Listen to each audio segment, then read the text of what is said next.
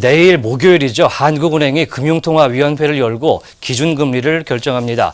많은 전문가들이 금리 동결에 무게를 두고 있는데 정부가 경제 성장률을 높여 잡으면서 인상에 대한 신호가 나올지 관심이 모아지고 있습니다. 관련해서 세계파이낸스의 주영현 기자와 이야기해 보겠습니다. 네, 안녕하십니까? 네, 내일 모레죠? 내일이죠? 8월 31일 금통위가 열리는데 어떻게 전망하십니까? 네, 오는 31일 열리는 한국은행 금융통화위원회 본회의에선 기준금리를 사상 최저치인 연 1.25% 수준에서 동결될 것으로 예상됩니다. 한은은 작년 6월 기준금리를 연 1.5%에서 1.25%로 인하한 후 1년 넘게 최저금리를 유지하고 있습니다. 국내 채권 전문가 대다수도 이달 금통위에서 기준금리를 동결될 것으로 예상하고 있는데요. 금융투자협회는 최근 74개 기관 채권 관련 종사자 100명을 대상으로 설문조사를 한 결과 응답자의 99%가 이달 기준금리 동결을 전망했다고 밝혔습니다. 네, 100명을 대상으로 해서 99%면 한 명 빼고 다 동결이다. 이런 얘기 나왔는데 이 배경은 뭐가 있을까요? 네, 국내외 경기 회복세로 주요국 중앙은행이 통화정책 정상화 움직임을 보이고 있지만 금리 인상 시 막대한 가계부채 증가로 원리금 상환 부담이 커질 수 있기 때문입니다.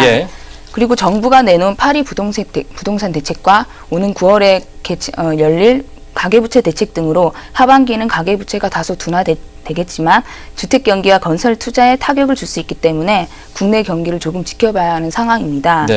또 미국 연방준비제도의 옐런 의장이 최근 잭슨홀 심포지엄 연설에서 통화정책 정상화 일정이나 경기 동향 등에 대해 일체 언급하지 않아 연준의 추가 금리 인상이 더뎌질 것이라고 예상되면서 한은이 금리를 동결할 것으로 보입니다. 그렇군요.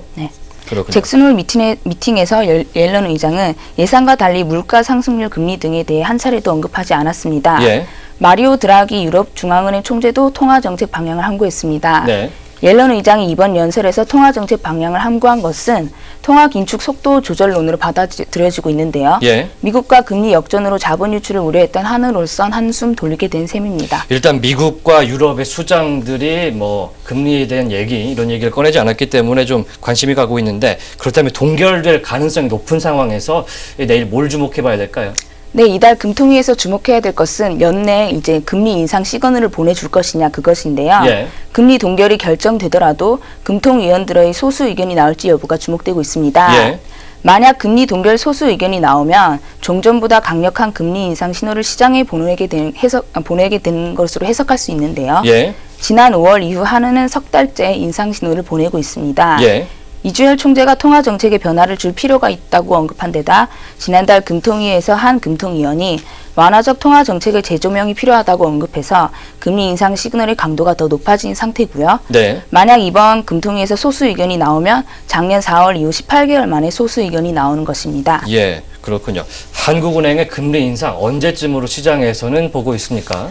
네, 금융권에서는 올해 중 국내 금리가 인상되지 않을 것으로 예상하고 있습니다. 안 된다. 미국의 추가 금리 인상 지연 가능성과 국내외 경기 불확실성을 고려하면 연내 금리 인상 가능성이 낮다는 분석입니다. 선진국 통화정책 정상화에 따른 자본 유출 위험이 제한적인 상황도 이유 중 하나고요. 가계부채 우려가 여전히 상존하고 있어 금통위가 선제적으로 통화정책에 변화를 주기는 어려울 것이라고 분석됩니다. 반면 연내 10월, 11월경에 한은이 금리를 올릴 수 있다는 전망도 나오는데요. 한은이 정책 공조에 대한 부담감을 갖고 있는 데다 국내 경기 흐름이 양호하고 소비가 회복되고 있는 점 등을 봤을 때 연내 금리 인상이 무리 없이 가능할 것이란 분석입니다. 네, 미국의 페드가 12월 달에 올릴 가능성이 굉장히 높아 보이는데 한은의 움직임도 지켜봐야 할 것 같습니다. 지금까지 주영현 기자와 한은의 금통위 얘기해봤습니다.